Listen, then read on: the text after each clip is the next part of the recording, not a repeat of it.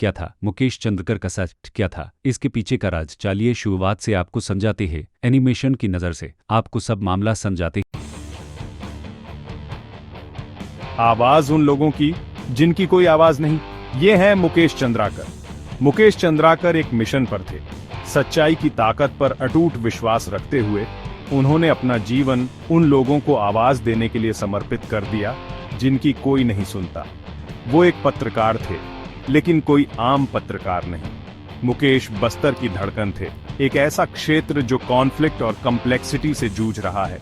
उनका YouTube channel Bastar junction उनका platform था, एक ऐसा स्टेज जहां आम लोगों की कहानियां सामने आती थीं। हर अपलोड के साथ मुकेश अपने कम्युनिटी को परेशान करने वाले अन्याय पर प्रकाश डालते हुए चुप्पी की दीवार को तोड़ते थे। मुकेश का सफर फेम या फॉर्च्यून से भरा नहीं था। वो एक्कोलेड्स या रिकॉग्निशन के लिए प्रेरित नहीं थे। उनका रिवॉर्ड था वो इम्पैक्ट जो उन्होंने लोगों के जीवन पर डाला। उनके व्यूअर्स, उनके पड़ोसी, उनके दोस्त, उनके परिवार थे। उन्होंने मुकेश में अपने स्ट्रगल्स, एडवर्सिटी के सामने होप की एक किरण देखी। मुकेश उनकी भाषा, उनका दर्द, उनके सपने समझते थे। वो उनमें से एक थे। वो टफ क्वेश्चंस पूछने से, स्टेटस क्वो को चैलेंज करने से नहीं डरते थे। चाहे करप्शन को एक्सपोज करना हो, ट्राइबल कम्युनिटीज की प्लाइट को हाईलाइट करना हो, या नक्सलाइट इंसर्जेंसी पर रिपोर्टिंग करना हो, मुकेश का लेंस इन इश्यूज के ह्यूमन कॉस्ट पर फोकस्ड रहता था। उनकी रिपोर्ट्स सिर्फ न्यूज नहीं थी, वो बस्तर की रियलिटीज को दर्शाता एक मिरर थी। रियलिटीज जिन्हें बहुत से लोग छुपाना चाहते थे, लेकिन सच्चाई की खोज मुकेश को महंगी पड़ी। इनजस्टिस को एक्सपोज करने की उनकी अनवेवरिंग कमिटमेंट ने उन्हें टारगेट बना दिया। वो रिस्क्स जानते थे, लेकिन उन्होंने चुप रहने से इनकार कर दिया। वो समझते थे कि साइलेंस की कीमत उन डेंजर्स से कहीं ज्यादा है जिनका वो सामना कर रहे थे। वो होप का बीकन थे, वॉइसलेस लोगों की आवाज थे, और वो हर कीमत पर अपनी लाइट शाइन करने के लिए डिटरमिन्ड थे। भारत के हार्ट में बसा बस्तर स्टार्क कॉन्ट्रास्ट्स की भूमि है। इसके लश फॉरेस्ट्स और वाइब्रेंट ट्राइबल कल्चर एक डार्क रियलिटी को छुपाते हैं जो कॉन्फ्लिक्ट और निग्लेक्ट से भरी है। इंडियन गवर्नमेंट और माओइस्ट इंसर्जेंट्स के बीच क्रॉस फायर में फंसे बस्तर के लोग अक्सर मार्जिनलाइज्ड और अनहर्ड रह जाते हैं। इसी ट्यूमल्चुअस लैंडस्केप में बस्तर जंक्शन उभरा, मिस इन्फॉर्मेशन और फियर के फॉग को चीरती हुई सच्चाई की एक किरण। सिर्फ एक यूट्यूब चैनल से बढ़कर बस्तर जंक्शन बस्तर के लोगों के लिए एक लाइफलाइन था। ये एक ऐसा प्लेटफॉर्म था जहां उनकी कहानियां सुनाई जा सकती थीं, उनकी आवाजें एम्पलीफाइड की जा सकती थीं और उनके स्ट्रगल्स को एक्नॉलेज किया जा सकता था। मुकेश डिजिटल मीडिया की पावर, जियोग्राफिकल बाउंड्रीज को पार करके ग्लोबल ऑडियंस तक पहुंचने की उसकी एबिलिटी को समझते थे। उन्होंने इस पावर का इस्तेमाल बस्तर की रियलिटीज को फोरफ्रंट पर लाने के लिए किया। जो नैरेटिव्स अक्सर पावर में बैठे लोग फैलाते थे, उन्हें चैलेंज किया। उनके वीडियोस रॉ, अनफिल्टर्ड और इमोशनली चार्ज थे। इनमें क्रॉस फायर में फंसे विलेजर्स, वायलेंस से बिखरे फैमिलीज और अपनी आवाज उठाने के लिए स्ट्रगलिंग इंडिविजुअल्स के इंटरव्यूज थे। मुकेश की रिपोर्टिंग सेंसेशनलिज्म के बारे में नहीं थी, ये एम्पैथी के बारे में थी, कॉन्फ्लिक्ट और करप्शन के ह्यूमन कॉस्ट को समझने के बारे में थी। उन्होंने स्टैटिस्टिक्स को एक चेहरा, वॉइसलेस को एक आवाज दी।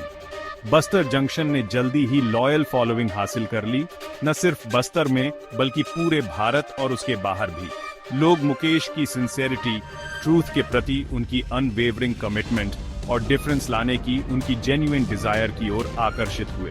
उनका चैनल इंफॉर्मेशन का सोर्स, डिस्कशन का प्लेटफॉर्म और चेंज का कैटलिस्ट बन गया। यह इंडिपेंडेंट जर्नलिज्म की पावर का प्रमाण था, इस बात का शाइनिंग एग्जाम्पल था कि कैसे कैमरा और कॉन्शियंस वाला एक व्यक्ति स्टेटस क्वो को चैलेंज कर सकता है और जस्टिस के लिए एक मूवमेंट इग्नाइट कर सकता है। करप्शन के खिलाफ लड़ाई मुकेश के काम का एक कांस्टेंट थीम था। वो समझते थे कि करप्शन शैडोज में पनपता है, साइलेंस और एपैथी पर पलता है। उन्होंने फर्स्ट हैंड देखा कि कैसे यह उनके कम्युनिटी के फैब्रिक को नष्ट कर देता है, रिसोर्सेज को उन लोगों से दूर कर देता है जिन्हें उनकी सबसे ज्यादा जरूरत होती है, और पावरफुल लोगों की जेबें भरता है। मुकेश की आखिरी इन्वेस्टिगेशन जर्नलिस्ट नीलेश त्रिपाठी के साथ एनडीटीवी के लिए एक कोलैबोरेटिव एफर्ट करप्शन के एक पर्टिकुलरली इग्रीजियस केस पर लाइट डाली, जिसने अल्टीमेटली उनकी फेट सील कर दी। 24 दिसंबर 2024 को पब्लिश हुई रिपोर्ट ने करप्ट ऑफिशियल्स और कंट्रैक्टर्स के नेक्सस को एक्सपोजे किया, जिन्होंने बस्तर में एक वाइटल रोड के कंस्ट्रक्शन के लिए मींट फंड्स को साइफंड ऑफ कर लिया था। दूर दराज के गांवों को एसेंशियल सर्विसेज से जोड़ने के लिए बनाई गई यह सड़क घटिया तरीके से बनाई गई थी और पॉटहोल्स से भरी थी, जो इसके कंस्ट्रक्शन के लिए इंटरेस्टेड लोगों के ग्रीड और इंडिफरेंस का प्रमाण थी। मुकेश की इन्वेस्टिगेशन ने नेम्स लिए, किकबैक्स, इन्फ्लेटेड कॉन्ट्रैक्ट्स और सब स्टैंडर्ड मटेरियल्स के एविडेंस दिए। इस स्कैंडल के सेंटर में सुरेश चंद्राकर था, एक लोकल कंट्रैक्टर जिसकी रूथलेसनेस और शेडी डीलिंग्स की हिस्ट्री थी। एनडीटीवी रिपोर्ट से पता चला कि चंद्राकर की कंपनी को पुअर परफॉर्मेंस और करप्शन के एलिगेशंस के हिस्ट्री के बावजूद कॉन्ट्रैक्ट दिया गया था। मुकेश की इन्वेस्टिगेशन ने चंद्राकर और करप्ट ऑफिशियल्स के बीच कनेक्शंस के इंट्रिकेट वेब को एक्सपोज किया। यह हाईलाइट किया कि कैसे सिस्टम पावरफुल लोगों के फेवर में रिग्ड था। रिपोर्ट के पब्लिकेशन ने बस्तर में शॉक वेव्स भेज दी। यह एस्टैब्लिश्ड ऑर्डर के लिए एक डायरेक्ट चैलेंज था, उन लोगों का पब्लिक इंडाइटमेंट था जो दूसरों की मिजरी से प्रॉफिट कर रहे थे। मुकेश की इन्वेस्टिगेशन ने एक नर्व को छू लिया था, उस रॉट को एक्सपोजे किया था जिसे बहुत लंबे समय तक फेस्टर करने दिया गया था, लेकिन इसने उन्हें ग्रेव डेंजर में भी डाल दिया। बस्तर के करप्ट एलाइट के डार्क अंडरबेली पर लाइट डालकर मुकेश ने खुद को टारगेट बना लिया था। वह उन लोगों के लिए थ्रेट बन गए थे जो स्टेटस क्वो से बेनिफिट करते थे, उन लोगों के लिए थॉर्न इन द साइड बन गए थे जो शैडोज में ऑपरेट करना चाहते थे। उन्हें क्या पता था कि ट्रूथ की उनकी परस्यूट जल्द ही उन्हें उनकी लाइफ की कीमत चुकानी पड़ेगी। सेक्शन 4। सन्नाटा छा जाता है, एक पत्रकार का गायब होना। 25 जनवरी 2025 का दिन बस्तर में किसी भी अन्य दिन की तरह शुरू हुआ, लेकिन मुकेश चंद्राकर के लिए यह उनका आखिरी दिन होगा। उन्हें एक कॉल आया, सीमिंगली इनॉक्यूअस, जो उन्हें सुरेश चंद्राकर उसी कंट्रैक्टर के घर पर इनवाइट करता था जिस पर उन्होंने करप्शन के अपने एक्सपोजे में इम्प्लिकेटेड किया था। एक जर्नलिस्ट के रूप में अपने इंस्टिंक्ट्स पर भरोसा करते हुए और डायलॉग की पावर में विश्वास करते हुए मुकेश ने इनविटेशन एक्सेप्ट करने का फैसला किया। शायद उन्होंने सोचा यह चंद्राकर से कन्फ्रंट करने, क्लैरिफिकेशन लेने या हार्ट चेंज करने का एक अपॉर्चुनिटी हो सकता है। घंटे दिन में बदल गए, फिर एक और दिन, और मुकेश मिसिंग रहे। उनका साइलेंस डेफनिंग था, खासकर उनके भाई युकेश के लिए, जो खुद भी एक पत्रकार थे और अपने प्रोफेशन में लर्किंग डेंजर्स को अच्छी तरह जानते थे। लोकल जर्नलिस्ट का टाइट निट कम्युनिटी, जो कॉन्फ्लिक्ट जोन में रिपोर्टिंग के प्रेशर्स के आदी था, ड्रेड का कलेक्टिव सेंस महसूस कर रहा था। मुकेश का गायब होना सिर्फ एक एब्सेंस नहीं था, यह एक वॉइड था जो फाउल प्ले की स्क्रीम कर रहा था।